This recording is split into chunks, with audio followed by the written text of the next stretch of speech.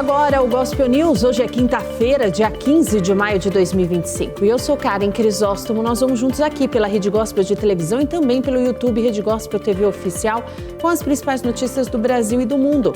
Vamos aos destaques. Quase 500 mil de brasileiros não reconhecem descontos do INSS e pedem reembolso do valor. Informações de Brasília apontam o ministro Rui Costa pelo vazamento de informações em jantar chinês. Negociações de paz na guerra da Ucrânia começam sem Putin e sem Zelensky. Justiça libera serviço de motos por aplicativo em São Paulo. E veja também os gols da Copa Libertadores da América e imagens exclusivas do acidente nas arquibancadas do estádio Morumbis. Essas e outras notícias do Brasil e do mundo, agora no Gospel News. Boa noite. Quase 500 mil de brasileiros não reconheceram os descontos nos benefícios no primeiro dia disponível para contestação. Outros 6.700 beneficiários reconheceram um desconto e não pediram para receber o dinheiro do INSS desviado de volta. O primeiro dia para contestar os descontos nas aposentadorias mostrou o tamanho do problema. Mais de 470 mil brasileiros não reconheceram vínculo com alguma organização associativa e pediram ressarcimento. Isso corresponde a 98,6%. As informações foram apresentadas pelo presidente do INSS, Gilberto Waller, e o presidente da Dataprev, Rodrigo Assunção. Segundo Waller, 41 entidades foram contestadas, não sendo reconhecidas pelos cidadãos que tiveram os valores descontados. Isso significa que todas as associações cadastradas foram notificadas. Agora, as entidades terão 15 dias úteis para enviar ao INSS a documentação que comprovaria o vínculo com o segurado e a autorização para o desconto. E então o beneficiário e o INSS vão analisar se há irregularidades na assinatura ou em outra documentação do desconto. Gilberto lembrou também que o pedido não tem prazo para terminar e que não há necessidade de correria. Ao mesmo tempo, o INSS disse estar trabalhando para entender se há necessidade de abrir outros meios de contato com o povo brasileiro. O app Meu INSS também registrou uma grande movimentação. Mais de 1,5 milhão de pessoas acessaram a área de descontos associativos da plataforma. O governador de Goiás, Ronaldo Caiado, afirmou que dará anistia ao ex-presidente Jair Bolsonaro caso vença a eleição presidencial no ano que vem. Durante a entrevista, Ronaldo Caiado disse que vai começar uma nova história no Brasil e que vai anistiar o ex-presidente Jair Messias Bolsonaro. Ele afirmou também que vai discutir o problema de crescimento e de pacificação do país. Jair Bolsonaro e outros réus pelos ataques de 8 de janeiro defendem a anistia. O ex-presidente também trava uma luta contra a inelegibilidade aplicada pelo Tribunal Superior Eleitoral em 2023. O tribunal condenou Bolsonaro por abuso de poder político e o uso indevido dos meios de comunicação. Caiado também criticou a polarização. Segundo ele, são 2 anos e 7 meses que estão falando nesse tema e que ninguém fala sobre reformas. Ele diz ainda que tem como trunfo a favor da candidatura para 2026 o fato de integrar a União Brasil, além da trajetória na política, iniciada em 1989, quando concorreu à eleição presidencial pelo extinto PDC. A Justiça do Rio de Janeiro aceitou o pedido do Ministério Público e bloqueou mais de 300 milhões de reais em bens do ex-prefeito do Rio, Marcelo Crivella, e também do ex-gestor, empresário e empresas. Eles são suspeitos de envolvimento em contratos irregulares durante a pandemia da Covid-19. A medida foi concedida no início da semana por improbidade administrativa e atos lesivos à administração pública, em razão de contratos firmados com uma empresa para a reestruturação de hospitais e compra de equipamentos durante a pandemia. De acordo com o Ministério Público do Rio de Janeiro, os contratos teriam causado um prejuízo de 68 milhões de reais aos cofres públicos. Entre as irregularidades estão a aquisição de materiais acima da demanda real, falta de proteção cambial em pagamentos em dólar e redução indevida de garantias técnicas. O Ministério Público também pediu a condenação dos envolvidos com base na Lei da Improbidade Administrativa e na Lei Anticorrupção. As penas incluem ressarcimento integral dos danos e reversão dos valores obtidos ilegalmente. Ainda de acordo com a decisão, uma das empresas investigadas teria promovido o pagamento de propina de quase 37 milhões de reais. Parte desses recursos, segundo a Justiça, foram destinados para a campanha eleitoral de Marcelo Crivella. O Ministério Público afirmou também que o ex-prefeito Crivella assinou contratos para que os pagamentos fossem feitos em dólares pelo município do Rio para uma das empresas investigadas, sem cláusula que resguardasse os cofres públicos do risco de variação cambial. Somente de Crivella, mais de 50 milhões de reais em bens foram bloqueados.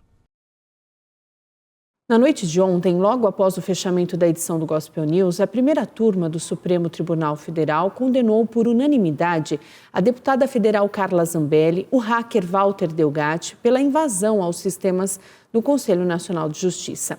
Para Carla Zambelli, o relator, o ministro Alexandre de Moraes, propôs 10 anos de prisão em regime fechado, a perda do mandato parlamentar e também a tornou inelegível.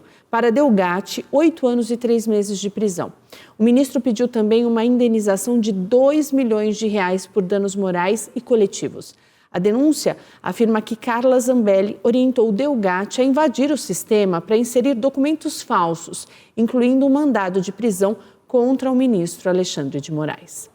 E o vazamento das críticas da primeira-dama, Janja da Silva, ao TikTok durante uma reunião com o presidente chinês Xi Jinping pode ter saído de um ministro do próprio presidente Lula.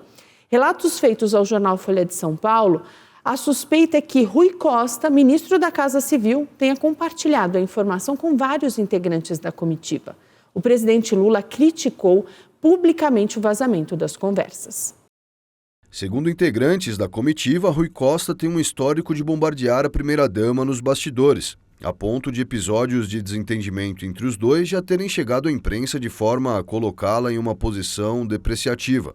No início do governo, por exemplo, vazou a informação de que a Casa Civil barrou a compra de imóveis que a primeira-dama havia escolhido para compor o Palácio da Alvorada, que é a residência oficial do presidente da República. Na época, surgiu na imprensa a informação que o ministro havia vetado gastos excessivos da primeira-dama. Outros integrantes da comitiva também indicaram que os ministros que estavam no jantar não teriam perfil nem coragem para desqualificar publicamente a primeira-dama. Lula falou sobre o episódio e chamou a responsabilidade para si, dizendo que a primeira-dama estava apenas explicando o que estava acontecendo no Brasil, sobretudo contra mulheres e crianças, além de dizer que ela não é uma cidadã de segunda classe. A Uber e o iFood anunciaram uma parceria no Brasil. Os aplicativos de motorista e delivery vão compartilhar os serviços. A integração deles estará disponível no segundo semestre deste ano.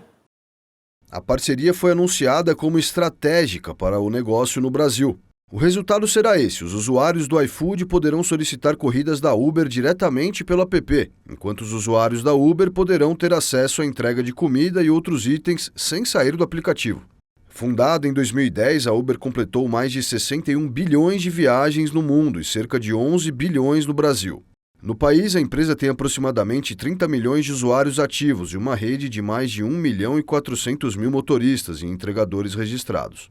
O iFood faz mais de 120 milhões de entregas por mês. A empresa funciona em cerca de 1.500 cidades com mais de 400 mil parceiros. Segundo a plataforma, cerca de 360 mil entregadores estão cadastrados. O aplicativo de entregas é líder no mercado nacional, mas pode ter sua hegemonia desafiada nos próximos meses e anos. Isso porque a chinesa Meituan anunciou nesta semana que vai investir $1 bilhão no Brasil pelos próximos 5 anos, para lançar a marca de delivery Kita. O anúncio aconteceu durante um seminário empresarial entre China e Brasil. Segundo o anúncio, a Kita construirá uma rede nacional de delivery de comida no Brasil e fornecerá aos parceiros locais um conjunto de ferramentas digitais e de marketing para expandir seus negócios. A Meituan é uma das maiores empresas de delivery de refeições no mundo. Ela tem 770 milhões de usuários ativos na China. A empresa está listada na Bolsa de Hong Kong e teve receita de $46 bilhões em 2024. Na China, a empresa realiza entrega com drones. A influenciadora Virgínia Fonseca perdeu mais de 230 mil seguidores no Instagram após prestar depoimento na CPI das Bets no Senado Federal. Mesmo com a queda, Virgínia soma mais de 53 milhões e 400 mil seguidores. Durante a sessão em Brasília, a influenciadora foi questionada sobre os contratos de publicidade com as empresas de apostas online. Os dados sobre a queda no número de seguidores foram divulgados pelo site Social Blade. Uma equipe da Ucrânia e uma delegação russa chegaram nesta quinta-feira à Turquia para negociar a paz na guerra. No início da tarde, o presidente Volodymyr Zelensky também se recusou a participar do encontro, depois que soube que Vladimir Putin não iria. O presidente da Ucrânia, Volodymyr Zelensky, chegou nesta quinta-feira à Turquia para participar de negociações de paz. Ele havia desafiado o colega russo Vladimir Putin a participar, mas o nome do chefe de Estado não foi incluído em uma lista da equipe de negociação publicada na véspera pelo Kremlin. O nível dos russos ainda não sei oficialmente, mas pelo que vemos parece ser um nível fictício. Pensaremos no que faremos, quais serão nossos passos após a conversa com o presidente Erdogan. Acho que teremos algumas horas para uma conversa e decisões muito importantes. Precisamos entender qual é o nível da delegação russa, qual é o seu mandato. Eles são capazes de fazer pelo menos alguma coisa por conta própria? A fala de Zelensky foi duramente criticada pelo governo russo.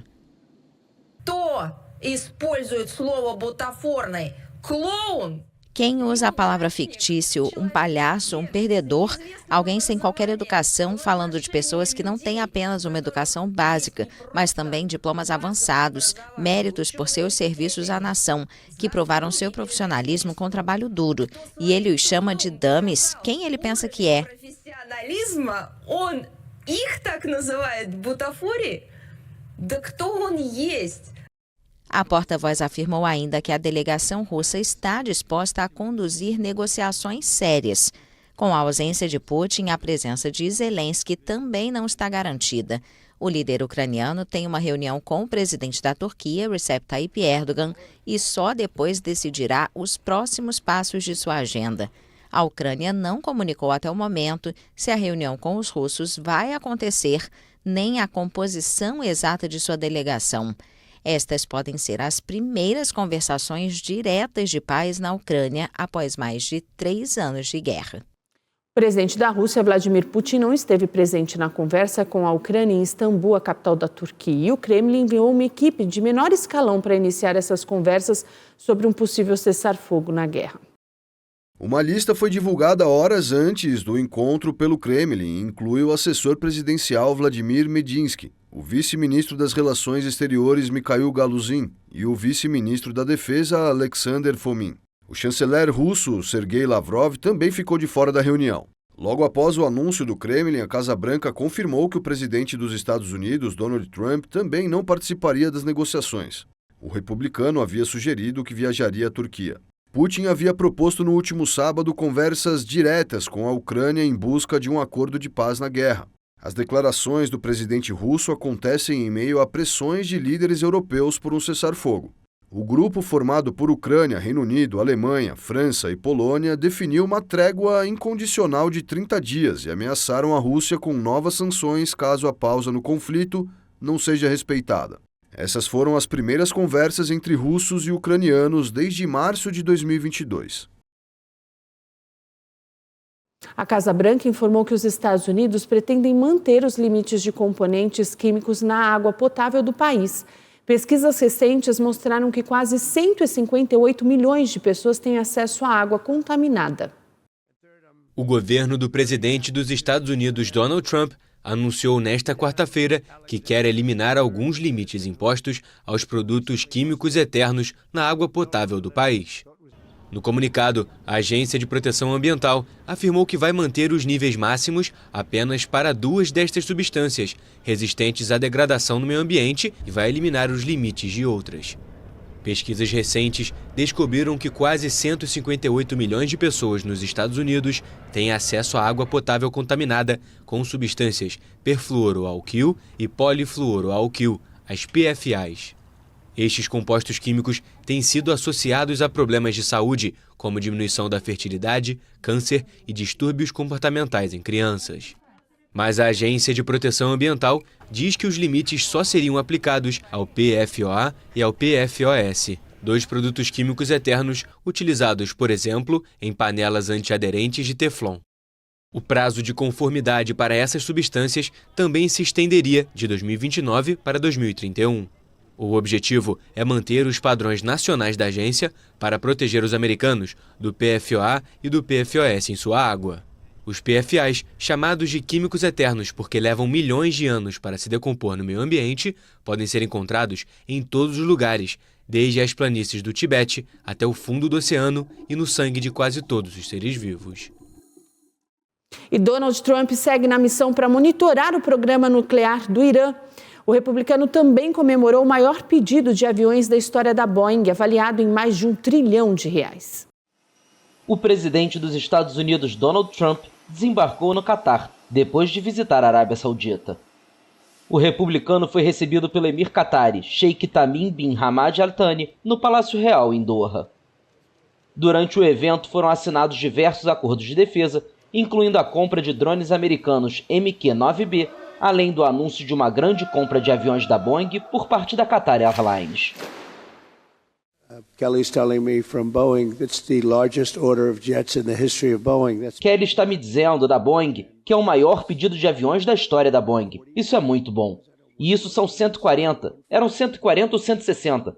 Na verdade são 200, incluindo os 40. Então são mais de 200 bilhões de dólares, mais 160 em termos de aviões. Isso é fantástico. Então é um recorde, Kelly. E parabéns à Boeing. Leve esses aviões para lá. So that's a record, Kelly. And congratulations to Boeing. Get those planes out there. Trump declarou ter abordado a questão iraniana com o líder do Catar, país que mantém relações tanto com o Irã como com seus inimigos históricos. Certamente discutimos o Irã, o que tem sido uma situação realmente interessante. Tenho a sensação de que vai dar certo, acho que vai dar certo. Tem que funcionar de uma forma ou de outra. Sabemos que vai dar certo. O governo Trump realizou 4 rodadas de negociações com o Irã sobre o programa nuclear, em um contexto marcado por ameaças israelenses de atacar as instalações nucleares iranianas. Ele também pediu que todas as nações se juntem aos Estados Unidos na aplicação total e completa das sanções impostas à República Islâmica. A Casa Branca sancionou diversas entidades associadas à indústria petrolífera e ao programa nuclear iraniano. O presidente venezuelano Nicolás Maduro agradeceu ao presidente norte-americano Donald Trump pelo retorno da menina de 2 anos que foi separada dos pais durante o processo de deportação nos Estados Unidos. A menina de 2 anos, que foi separada de seus pais venezuelanos durante sua deportação dos Estados Unidos, chegou a Caracas. A criança estava com uma família adotiva depois que as autoridades americanas acusaram seus pais de pertencerem à gangue criminosa venezuelana Tren de Aragua, declarada organização terrorista pelo governo de Donald Trump. A separação da menina de seus pais foi classificada pela Venezuela como um sequestro. Tenho que agradecer, para ser justo, ao embaixador Rich Grenell, enviado especial do presidente Donald Trump por seus esforços. E com o embaixador Rich Grenell, agradeço também ao presidente Donald Trump, que está lá nos países árabes, que este ato de justiça humano, profundamente humano, foi consumado. De justiça, humano, profundamente humano. A menina já se reuniu com sua mãe, Yorelis Bernal, que chegou à Venezuela em abril em um voo de deportação. O pai da menor, Maiker Espinosa, está detido em uma prisão de segurança máxima em El Salvador. Aspiro e espero. Eu desejo e espero que muito em breve também possamos resgatar o pai de Maiqueles e os 253 venezuelanos que estão em El Salvador. Que estão em El Salvador. O Departamento de Segurança Interna dos Estados Unidos acusa Bernal de supervisionar o recrutamento de mulheres jovens para o tráfico de drogas e prostituição, enquanto Espinosa é apontado como tenente do Trem de Aragua. Bernal, de 20 anos, diz que eles foram detidos porque tinham tatuagens, um elemento usado pelos Estados Unidos para ligar migrantes a gangues. A Argentina anunciou novos requisitos para obter a residência e também a cidadania. O governo de Javier Milei prometeu expulsar os estrangeiros que cometerem crimes. O governo da Argentina anunciou nesta quarta-feira requisitos mais rígidos para obter a residência e a cidadania, prometendo expulsões mais rápidas de estrangeiros que cometem crimes. A informação foi divulgada pelo porta-voz da presidência. O governo também impôs a cobrança de serviços de saúde para residentes transitórios e temporários. As mudanças, antecipadas em dezembro passado, farão parte de um decreto presidencial, cujo texto definirá o alcance das novas medidas, que começarão a vigorar no dia seguinte à sua publicação no Diário Oficial. Entre as novas medidas, será imposta aos estrangeiros a obrigatoriedade de contar com um seguro de saúde para ter autorizada a sua entrada na Argentina. Também serão mais severos os requisitos para obter a residência permanente e a cidadania argentina. Só será concedida a quem residir de forma contínua por 2 anos no país, sem abandonar o território nacional. O porta-voz presidencial Manuel Ardoni disse que o governo vai habilitar as universidades nacionais a cobrarem por seus serviços para estrangeiros, se assim desejarem, respeitando a autonomia universitária. Na Argentina, a educação pública é gratuita, assim como o atendimento de saúde na ampla rede de hospitais provinciais e nacionais. Segundo dados oficiais de 2022, os estrangeiros representam apenas 4,1% dos estudantes universitários no país.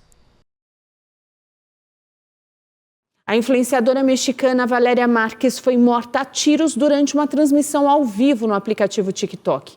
A imprensa local afirmou que o atirador entrou no salão de beleza dela, dizendo que iria dar um presente à jovem. Ela foi atingida na cabeça e no peito. Relatos não oficiais indicam que o ataque pode ter sido ordenado pelo ex-namorado da influenciadora. E no próximo bloco, Justiça libera serviço de motos por aplicativo em São Paulo. E 2 pessoas morrem após levar choque elétrico em Avenida de Recife.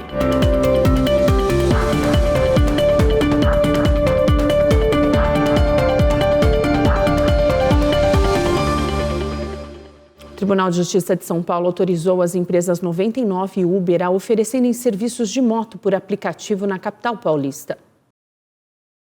O juiz Josué Vilela Pimenta, da 8ª Vara da Fazenda Pública, considerou improcedente a ação civil pública movida pela Prefeitura de São Paulo contra a 99 em janeiro. A gestão municipal suspendeu o serviço desde o início do ano, alegando que o transporte de passageiros por motocicletas era proibido na capital. Na época, as empresas tentaram disponibilizar o serviço, mas a gestão Ricardo Nunes pediu a suspensão judicial da modalidade e disse que multaria a empresa 99 em R$1 milhão por dia em caso de descumprimento. Ainda segundo a decisão, o juiz reconheceu que o município de São Paulo tem competência para regulamentar a operação, mas não para proibi-la.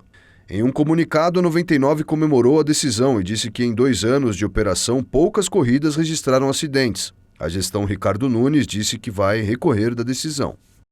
O Aquático São Paulo completou um ano de funcionamento com 500 mil passageiros transportados e mais de 90% de aprovação. O primeiro sistema de transporte público hídrico da cidade, inaugurado no ano passado, comemorou a marca de 500 mil passageiros transportados. Segundo pesquisa da SP Trans, mais de 90% dos usuários aprovam o sistema que liga os terminais Mar Paulista e Parque Linear Cantinho do Céu. O levantamento feito entre os dias 12 e 17 de abril mostra que a maioria dos usuários utiliza o serviço como parte da rotina de deslocamento para o trabalho, especialmente nos dias úteis. A pesquisa mostrou também que quase 70% dos passageiros utilizaram o serviço em 7 dias ou mais nos últimos 2 meses. Os entrevistados também destacaram a limpeza das embarcações, o tempo de viagem e o conforto durante o trajeto. Entre os aspectos positivos mais citados, a rapidez em relação ao ônibus e a ausência de trânsito foi o item mais mencionado, especialmente entre quem utiliza o serviço nos dias úteis. O serviço gratuito, em operação assistida, conecta os terminais Mar Paulista e Cantinho do Céu e funciona diariamente das 5 horas da manhã até as 9 horas da noite. O prefeito de São Paulo, Ricardo Nunes, comentou sobre a dispersão da Cracolândia na região central da capital. Nunes disse que a gestão avançou sobre o tema, mas que o problema ainda não foi totalmente resolvido. Um dia depois de dizer que foi surpreendido pelo sumiço das cenas de uso de droga da região da Luz, o prefeito afirmou que o desaparecimento da concentração de usuários é uma vitória da cidade e da sociedade. Segundo ele, a prefeitura não resolveu todo o problema, mas avançou sobre o tema. Vamos ouvir o prefeito. Nesse momento, que quando você não tem a droga, você não tem lá o usuário. Então, tirar o traficante, tirar a droga é um dos passos fundamentais. Só ontem a gente tinha 60 pessoas que voluntariamente procuraram o nosso CAPS para procurar o tratamento. Então, a gente tem tido sucesso em convencer as pessoas. Então, é uma ação conjunta, saúde, assistência social, polícia. No início dessa semana, o local que abrigava os usuários de drogas foi visto vazio. Grupos pequenos foram registrados ao longo da cidade, chegando a bairros que não eram frequentados anteriormente. Para membros da Craco Resiste, a ONG que acompanha o fluxo, o que ocorre é uma dispersação permanente em que usuários são impedidos de retornar aos locais onde haviam criado vínculos. Esses vínculos incluem laços de assistentes de saúde, comerciantes e até entre os próprios usuários. A Receita Federal apreendeu 126 canetas emagrecedoras com um brasileiro que tentava embarcar no Aeroporto Internacional de Foz do Iguaçu, no estado do Paraná. Durante a revista, os agentes também encontraram mais de 26 medicamentos dentro de uma mochila. Os medicamentos seriam levados e vendidos no Nordeste do país. 2 pessoas morreram após levarem um choque em uma avenida alagada no Recife. As mortes aconteceram após um vazamento de corrente elétrica em um trailer que vende refeições na zona sul da cidade. De acordo com a Neo Energia, uma equipe da distribuidora enviada ao local identificou que a estrutura era abastecida por uma ligação irregular de energia. A empresa também lamentou as mortes e disse que a fatalidade não tem relação com a rede de distribuição da empresa. Uma câmera de segurança registrou um momento em que um homem sofreu uma descarga elétrica. Mesmo após o choque, ele levanta, caminha como se nada tivesse acontecido. A vítima havia estacionado o carro no local, foi em direção ao mercadinho e, ao retornar, pegou na placa. Ele recebeu a descarga elétrica e caiu na pista. Mesmo desnorteado, o homem conseguiu se levantar e saiu caminhando. A Enel Ceará informou que identificou em poste ao lado da placa uma ligação clandestina, conhecida popularmente como gato, que energizou a placa de sinalização e causou a descarga elétrica. A distribuidora de energia ressaltou ainda que as ligações irregulares, além de ser um crime, colocam em risco a vida de pessoas e a segurança das instalações públicas e privadas. A seguir, desmatamento cai em todos os biomas do Brasil pela primeira vez em 6 anos. E veja também os gols da Copa Libertadores e as imagens exclusivas de um acidente no estádio do Morumbis.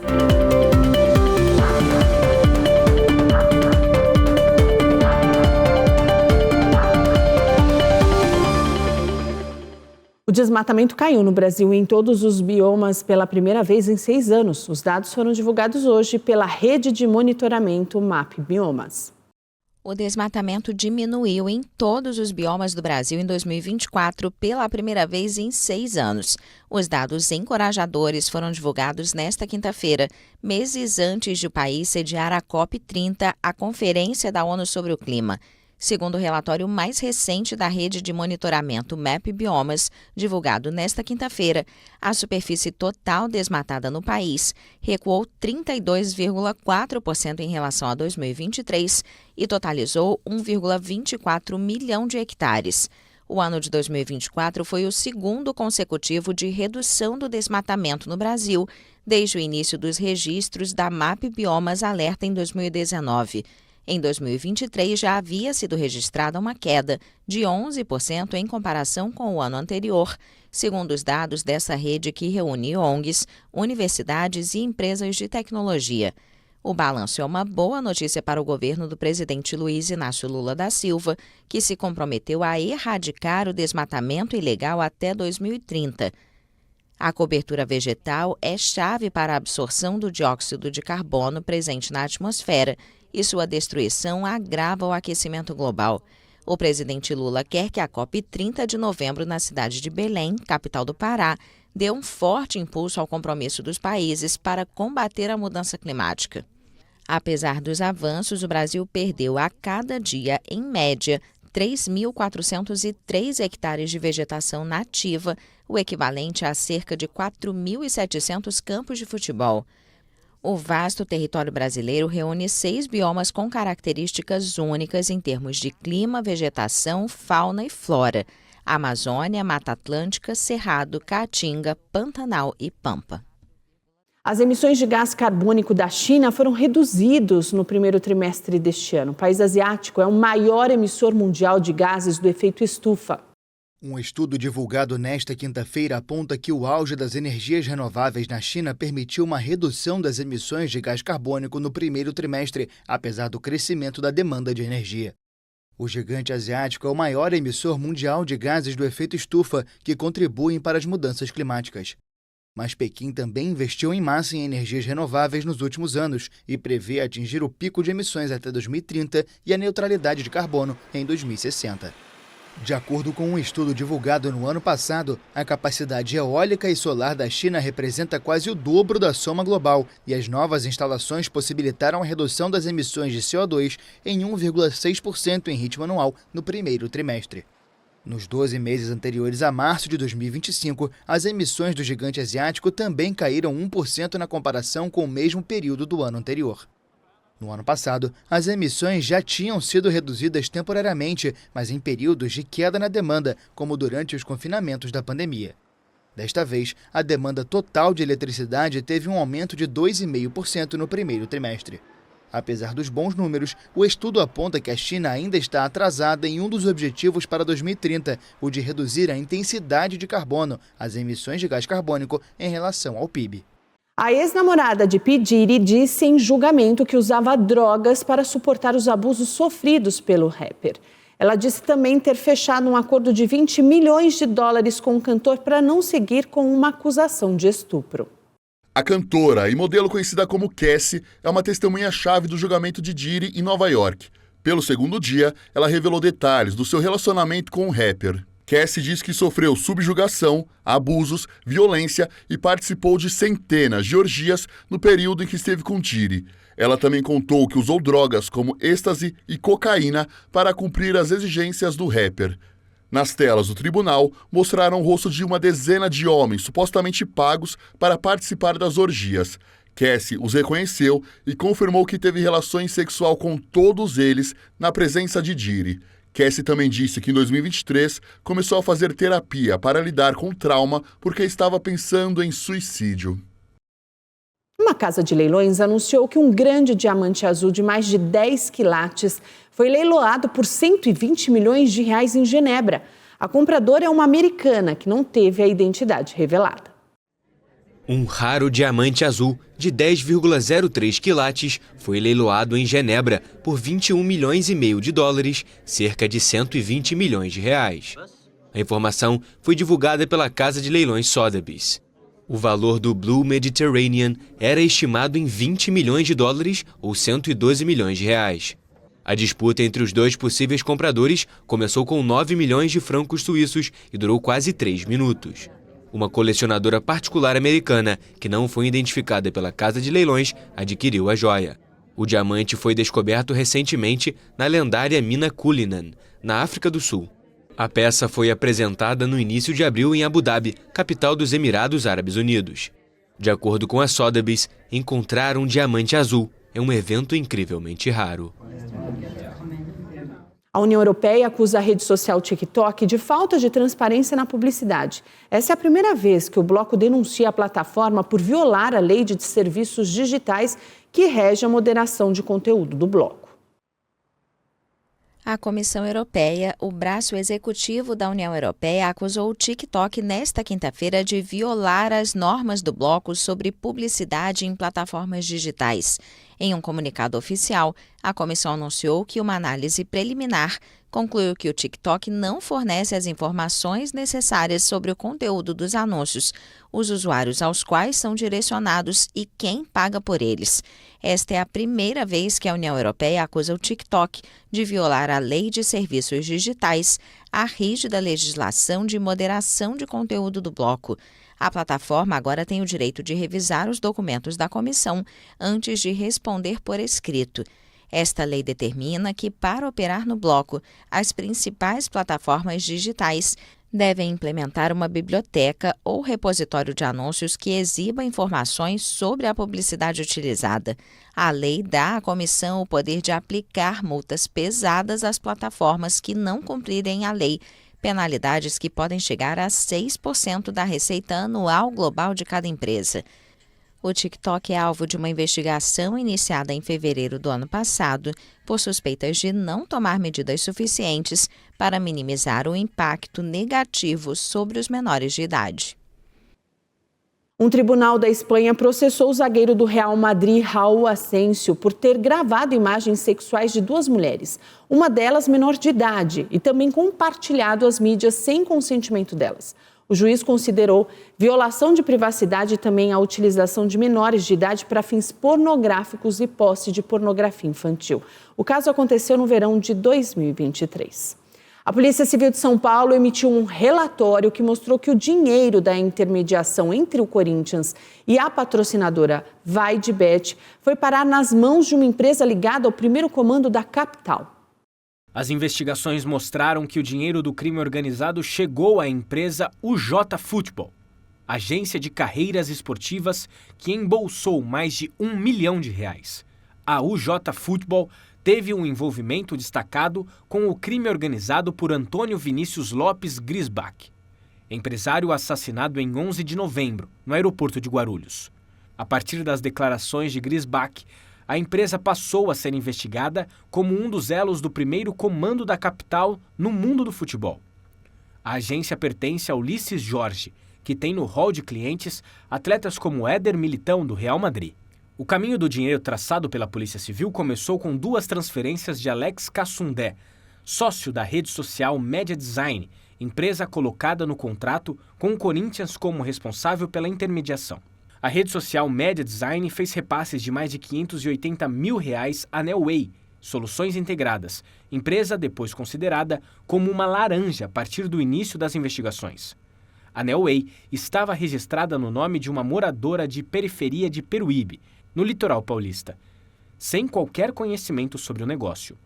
Depois, a Nelway transferiu R$1 milhão para a Wave, Intermediações Tecnológicas. Segundo o relatório técnico, essa transferência era o início da tentativa de limpar o rastro do dinheiro. E então, a Wave transferiu dinheiro para a UJ Futebol. O relatório é mais um duro golpe contra o presidente do Corinthians, Augusto Melo. No próximo dia 26 de maio, o Conselho Deliberativo do clube se reúne para votar o impeachment do dirigente. São 4 processos que tentam derrubá-lo do cargo. Em nota, o Clube de Itaquera disse que não há qualquer demonstração de autoria relacionada aos fatos mencionados e reafirmou o total apoio às investigações em andamento. Ontem foi dia de Copa Libertadores da América. No Morumbi, um estreante de 17 anos garantiu a classificação do tricolor paulista. Vamos ver. A noite de quarta-feira no Morumbi é especial. E começa desde a recepção da torcida, no lado de fora do estádio, e vai até o gramado. O tricolor paulista era favorito para vencer a partida, mas logo aos 15 minutos do primeiro tempo, ficou com um homem a menos após Alisson entrar forte no adversário. E com um jogador a menos, o São Paulo recuou e deu espaços. Em uma bola parada, o Libertad do Paraguai abriu o placar. O São Paulo precisou sair para buscar o empate e ele veio. Nos acréscimos da partida, o treinador Zubeldia colocou o jovem Luca Marques, de apenas 17 anos. Cotia brilhou mais uma vez.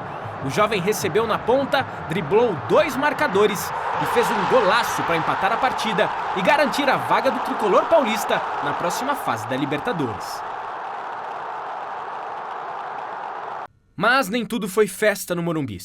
Durante as comemorações desse gol de empate, torcedores bateram em uma placa pendurada e ela caiu sobre alguns torcedores. Imagens exclusivas da Rede Gospel de televisão mostraram o momento do acidente. O clube da Barra Funda disse que prestou assistência às vítimas. Segundo o clube, um homem de 49 anos sofreu um corte na cabeça e o filho dele ferimentos leves. Outras 2 vítimas também ficaram feridas. No primeiro momento, elas foram levadas a um hospital do Campo Limpo. Mais tarde, o clube confirmou que os feridos foram levados para o hospital Albert Einstein. Um dos jovens disse em uma rede social que o pai dele está entubado com uma fratura no crânio e que o irmão dele também teve uma fratura na cabeça e aguardava cirurgia.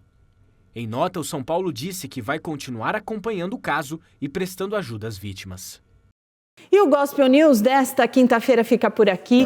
Eu desejo a todos vocês uma ótima noite. Amanhã nós estamos de volta a partir das 7 com as principais notícias do Brasil e do mundo. E até lá você fica muito bem informado acessando YouTube TV Rede Gospel. Uma boa noite para todos e até amanhã.